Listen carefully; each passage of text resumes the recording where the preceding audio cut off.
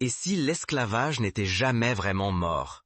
Et si ces chaînes, loin de s'effacer, s'étaient simplement fondues dans la chair du monde moderne? L'Afrique, que l'on célèbre comme terre d'émancipation, reste enfermée dans de nouvelles prisons invisibles, tressées de pauvreté, de silence et de complicité tacite. Pour mieux comprendre, prenons un exemple récent. En Libye, sur les marchés clandestins, des migrants sont vendus aux enchères comme du bétail. Des téléphones portables filment les transactions, les images circulent sur Internet et provoquent l'indignation. Mais l'indignation s'essouffle vite. Les institutions internationales promettent des enquêtes, puis le silence retombe, étouffant l'horreur dans une routine diplomatique. Regardons l'histoire en face. Il y a à peine 2 siècles, des millions d'Africains étaient arrachés à leurs terres, enchaînés, déportés de l'autre côté de l'océan Atlantique. La mémoire de ces navires, de ces marchés d'esclaves, de ces familles brisées, continue de hanter les descendants.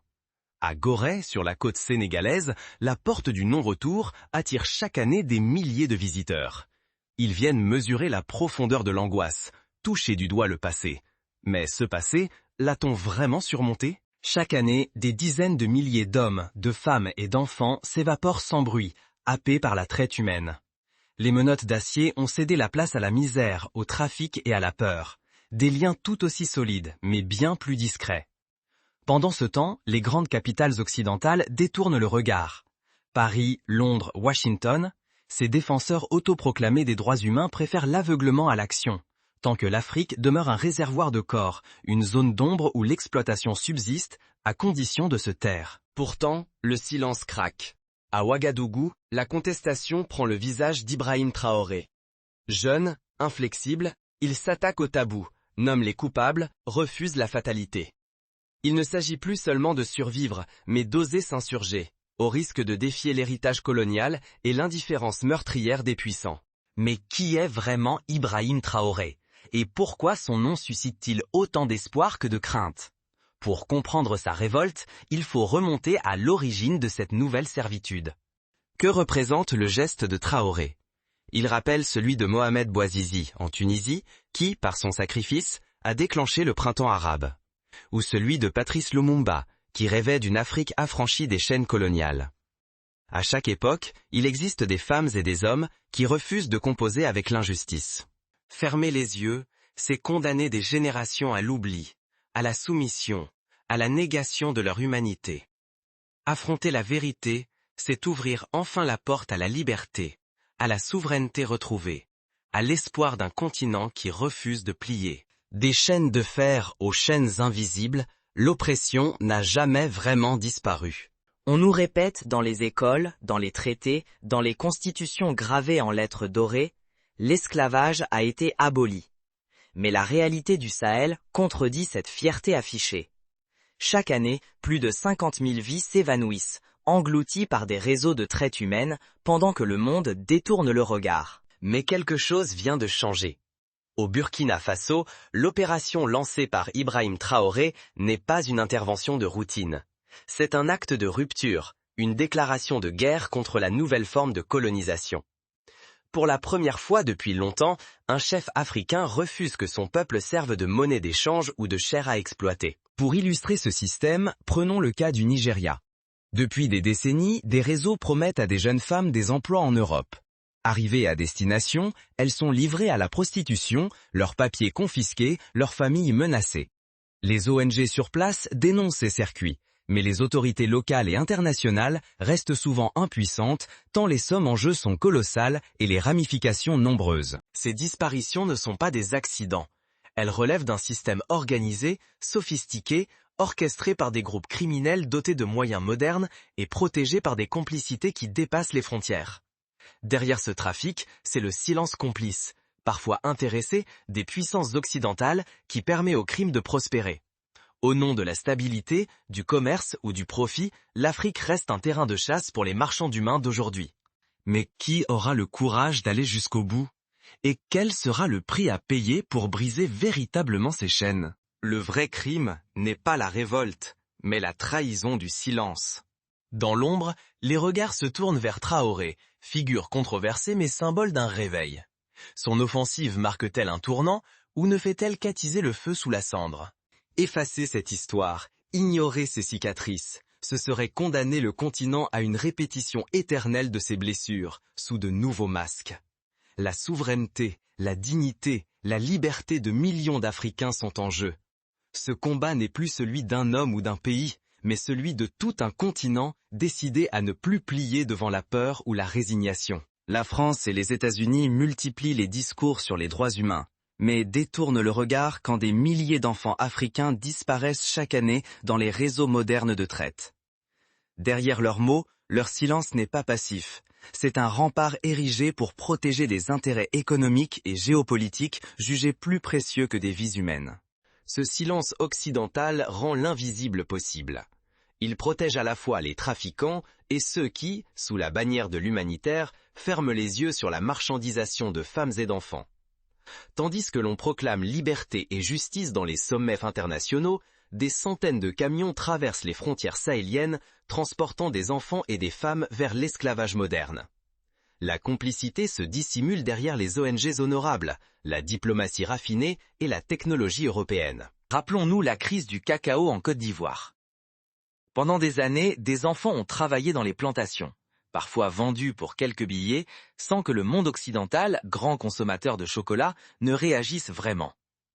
Il a fallu des reportages chocs et une mobilisation internationale pour que les multinationales du chocolat prennent des engagements, souvent timides, pour lutter contre le travail forcé. Mais le problème persiste, preuve que l'indignation ne suffit pas. Face à cette hypocrisie, Ibrahim Traoré choisit l'affrontement. Il sait qu'en rompant l'omerta, il s'expose à l'isolement, à la trahison de proches, à l'hostilité de ceux qui façonnent la réputation des nations africaines. Mais il sait aussi qu'accepter le silence, c'est accepter que, chaque jour, des enfants africains soient réduits à l'état de marchandises. En seulement 48 heures, toute l'étendue du système se révèle.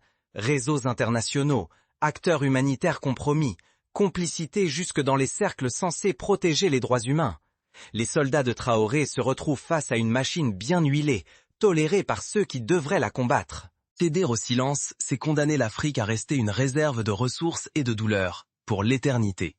Rompre ce silence, c'est risquer l'affrontement, mais aussi ouvrir une route nouvelle, où chaque citoyen peut refuser la fatalité, défendre la mémoire et protéger l'avenir de ses enfants. Ce genre de révélation rappelle celle du scandale de la mission de l'ONU en République centrafricaine, où des cas d'abus et de complicité ont éclaté au grand jour. Malgré l'ampleur des preuves, les enquêtes patinent, les coupables échappent souvent à la justice. Cela montre que la lutte contre l'esclavage moderne ne se limite pas à dénoncer, mais exige des actions concrètes, une pression constante et une refonte des mécanismes de contrôle. Quand le peuple descend dans la rue, quand les mères pleurent non plus seulement pour leur foyer, mais pour la dignité de tous, ce n'est plus une simple opération de police. C'est un soulèvement contre l'histoire elle-même, contre les chaînes invisibles jamais rompues. Pourtant, chaque enfant libéré, chaque fil arraché à cette toile redonne un peu de dignité à tout un peuple. Briser le silence a un prix. La colère des puissants, la menace d'un avenir diplomatique assombri. Mais c'est aussi une conquête, celle de la souveraineté, du droit pour l'Afrique de refuser le sacrifice de ses enfants sur l'autel du profit ou de la stabilité des autres. Mais la lutte ne s'arrête pas là.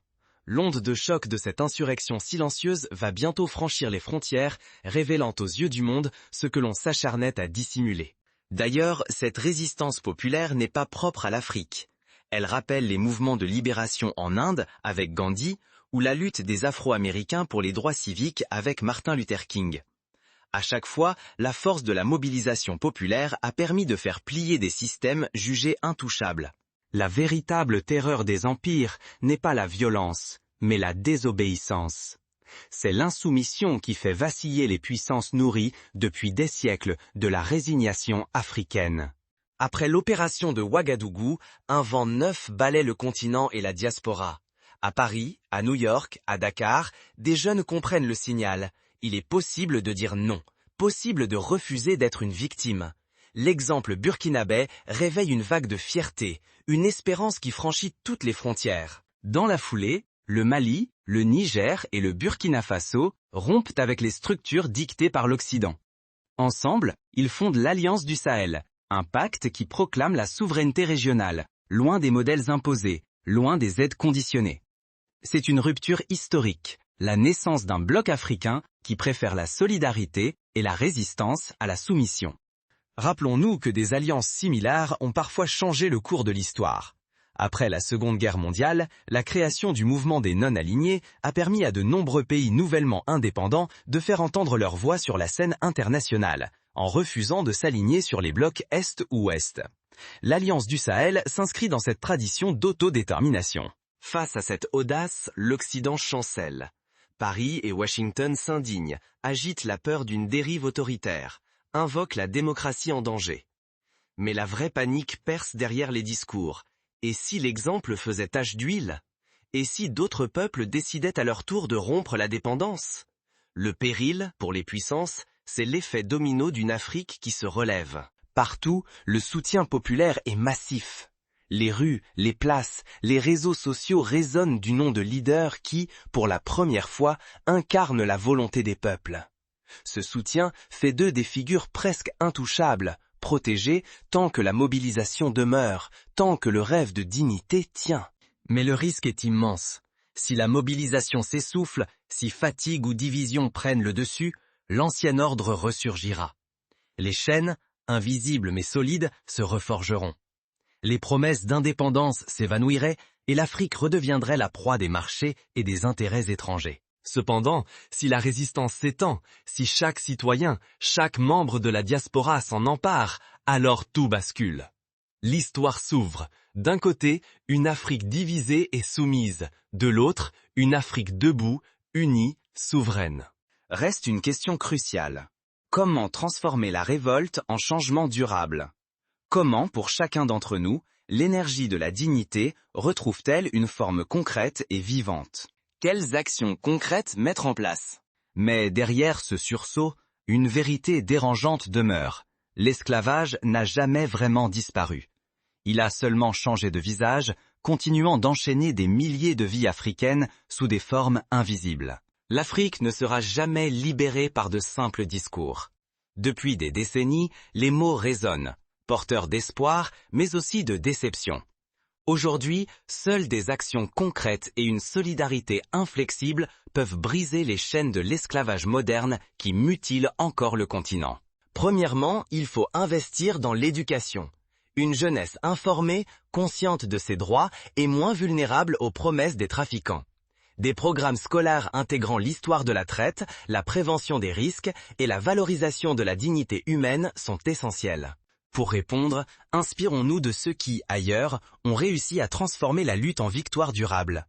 En Afrique du Sud, la fin de l'apartheid ne s'est pas arrêtée à l'élection de Nelson Mandela. Elle a exigé des réformes profondes, la construction de nouvelles institutions, le travail de mémoire. De même, en Afrique, la lutte contre l'esclavage moderne doit s'inscrire dans la durée, impliquer l'éducation, la justice et la vigilance citoyenne. Deuxièmement, renforcer la coopération judiciaire. Les réseaux criminels sont transnationaux. Il faut donc des accords entre pays africains, mais aussi avec les États occidentaux, pour poursuivre et juger les trafiquants où qu'ils se cachent. Troisièmement, soutenir les victimes. Cela signifie offrir un accompagnement psychologique, une formation professionnelle et des possibilités de réinsertion pour qu'elles ne retombent pas dans la précarité. Quatrièmement, encourager la vigilance citoyenne. Chaque citoyen, chaque diaspora peut signaler un cas suspect, interpeller les autorités, partager des informations sur les réseaux sociaux. C'est ainsi, par l'effet boule de neige, que la vigilance devient une arme puissante. Ibrahim Traoré en est la preuve vivante. Il a osé là où beaucoup hésitent, affrontant la fatalité avec un courage rare. Par son audace, il a sauvé des vies, ravivé un espoir collectif, mais il a aussi rappelé que la vigilance reste essentielle. L'histoire de l'Afrique est jalonnée de trahisons et de manipulations orchestrées dans l'ombre, où les ennemis se cachent souvent derrière des masques familiers. Pour illustrer la force de l'union, pensons au boycott du sel organisé par Gandhi en Inde. En refusant d'acheter le sel britannique, des millions d'Indiens ont paralysé l'économie coloniale, démontrant que la résistance collective est plus puissante que n'importe quelle armée. Il ne faut pas se tromper de force. La véritable armure du changement n'est ni une arme ni un homme providentiel, mais l'union du peuple. Quand des millions de citoyens se lèvent ensemble, même les empires vacillent. c'est la cohésion, dans les villages comme dans les grandes villes, qui protège les enfants et porte les rêves de l'Afrique. Le nom de Traoré fait écho à celui de Thomas Sankara. Bien que des générations les séparent, leur combat se rejoint. Refuser la résignation, dévoiler la vérité, et défier l'Empire même quand tout paraît perdu. Sankara avait prévenu, la servitude change de visage, mais conserve toujours le même objectif. Traoré, à son tour, montre que seule l'action prolonge la mémoire vivante des luttes passées. La diaspora, longtemps condamnée à la nostalgie ou à la douleur, devient aujourd'hui un levier de pression.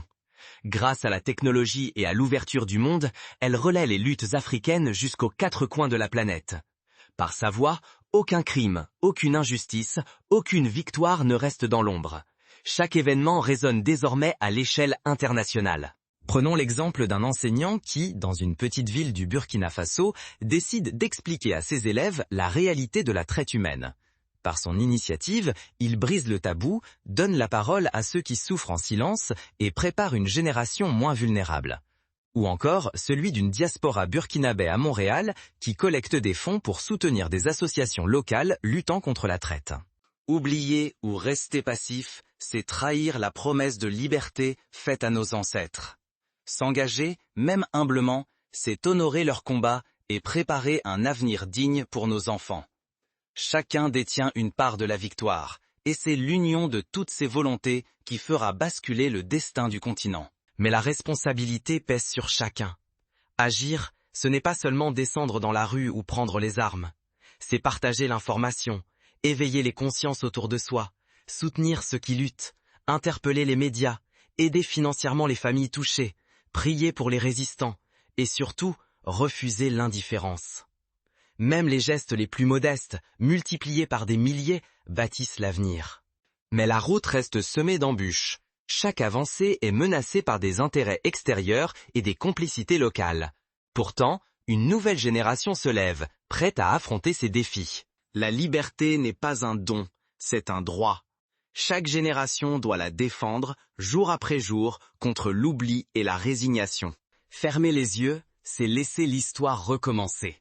Se taire, c'est accepter d'être complice.